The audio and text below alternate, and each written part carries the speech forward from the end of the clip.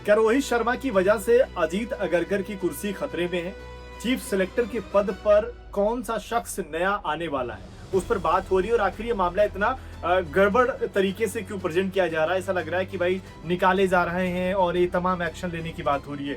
उसी पर ये खबर हम आप तक बताने वाले हैं। अखिल भाई हमारे पास है। अखिल भाई, अचानक से ये खबर इतनी तेज क्यों हो गई, जबकि अजीत अगरकर का अगर हम कार्यकाल देखें तो इतना भी बुरा नहीं है जितनी इस वक्त सोशल मीडिया पर चर्चा हो रही है। तो शुभेंदु भाई, इस बात में कोई शक नहीं है कि अजीत अगरकर का कार्यकाल वाकई में अच्छा रहा।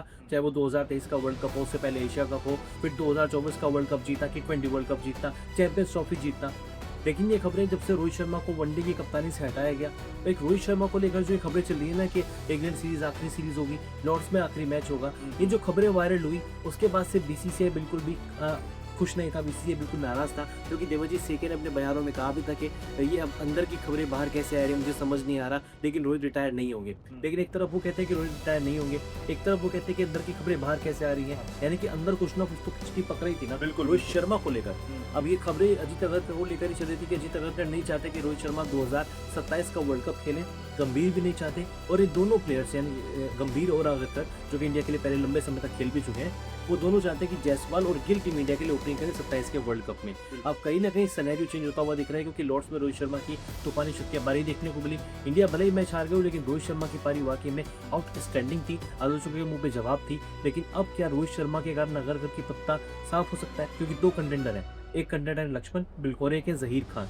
लक्ष्मण को एक पोस्ट मिल सकती है डायरेक्टर ऑफ क्रिकेट की, लेकिन अगर वो डायरेक्टर ऑफ क्रिकेट बनते हैं तो सितंबर के एंड में आप जहीर खान को नया चीफ सेलेक्टर देख सकते हैं। बिल्कुल। और यहाँ पर अगर आप देखें लक्ष्मण या फिर जहीर खान का जब नाम आता है तो उस पर कोई विरोध भी नहीं, हर कोई चाहता है। देखिए, लक्ष्मण का कोई विरोध भी नहीं करता। जिस तरीके से उनके रिजल्ट रहे हैं टीम इंडिया के साथ, हाल फिलहाल में जहां जहां वो कोचिंग के तौर पर गए हैं, टीम इंडिया हारी नहीं है।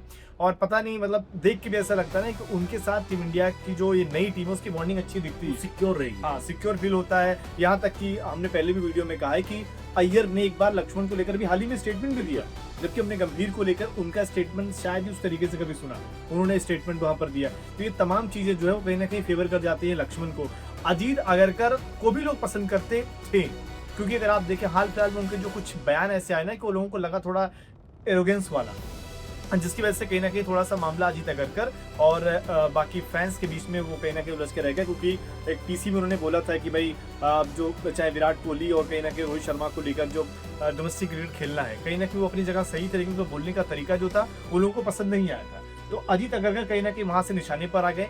क्या कहीं से गुंजाइश है कि क्योंकि अगले साल वर्ल्ड कप है कि इनका जो ये कार्यकाल है उसको आगे बढ़ा दिया जाए? आपको लग रहा है कि नहीं, यही मामला खत्म कर दिया जाएगा? मुझे कम लग रहा है, क्योंकि 2023 से है ना ऑलरेडी 3 साल हो चुके हैं, 3 साल के ऊपर का टाइम ऑलरेडी हो चुका है। अच्छी कुछ यादें भी रही हैं, लेकिन पिछले एक साल में जिस तरीके का परफॉर्मेंस रहा, साउथ अफ्रीका से घर में आ गए, न्यूजीलैंड से घर में आ गए, विजीटी गवा दी, अब तो व्हाइट बॉल क्रिकेट में भी बुरा हाल देखने को मिलता है। आयरलैंड जैसी टीम ने हमको हरा दिया, इंग्लैंड ने T20 में हरा दिया, ODI में हरा दिया, और अभी श्रीलंका सीरीज है। अगर यहाँ पर भी खुदा ना खास्ता कुछ बुरा देखने को मिल गया तो समझिए एज ए सेलेक्टर शायद अगरकर की आखिरी सीरीज हो सकती है। लेकिन फिर भी वर्ल्ड कप में अब सिर्फ एक ही साल का टाइम बचा हुआ है यार, ऐसे में रिस्क नहीं लेना चाहिए। बिल्कुल।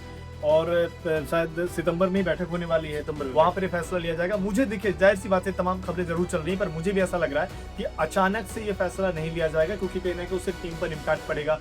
नया जो सिलेक्टर आएगा, हो सकता है उसकी सोच अलग रहे, कोच की सोच अलग रहे, टीम इस तरीके से, क्योंकि अब यहाँ तक लेकर चले आए तो अब जबकि लगभग डेट भी अनाउंस हो गई कि लगभग 2 अक्टूबर के आसपास से वर्ल्ड कप भी शुरू होगा, तो ऐसे में इतनी जल्दी में बदलाव करना वो सही भी नहीं रहेगा। एक बदलाव ये हो सकता है कि अगरकर को हटा दो, आरपी सिंह या प्रज्ञान ओझा में से किसी एक को चीफ सेलेक्टर बना दो, ये हो जाएगा। लेकिन क्योंकि फिर क्या वो एक चीज ना, एक वो जो एंगल आ जाता है ना कि आपने जो बड़े कॉल लिए वर्ल्ड कप के टाइम पे, आरपी सिंह ने और प्रज्ञान ओझा ने संजू सैमसन को बैक करना, उसके अलावा टेस्ट टीम में कुछ बदलाव देखने ईशान को लेकर आना अचानक से, ईशान किशन को लेकर आना, और ये दाव काम भी किया है। तो ऐसे में यहाँ पर एक बड़ा रिस्क देखने को, और वो लोग अमूमन डोमेस्टिक क्रिकेट को फॉलो करते इसमें एक फायदा ये भी रहेगा शुभेंदु भाई, आप अगरकर तो हटा देंगे, लेकिन आप नया सेलेक्टर लेकर आएंगे, वो सेलेक्टर वही होगा जो ऑलरेडी सिलेक्शन पैनल का पार्ट है। पर इसमें वही चीज, मैं अपनी बात नहीं, अगर आप देखिए मैंने जरूर ये कहा कि अचानक से बदलाव करोगे तो मामला गड़बड़ होगा, लेकिन लक्ष्मण जो है तो उसी पार्ट में ही है ना। अगर आप देखिए वो टीम इंडिया के साथ है, एनसीए में, उनको तो फिर हम नया रोल दे ही रहे हैं उनको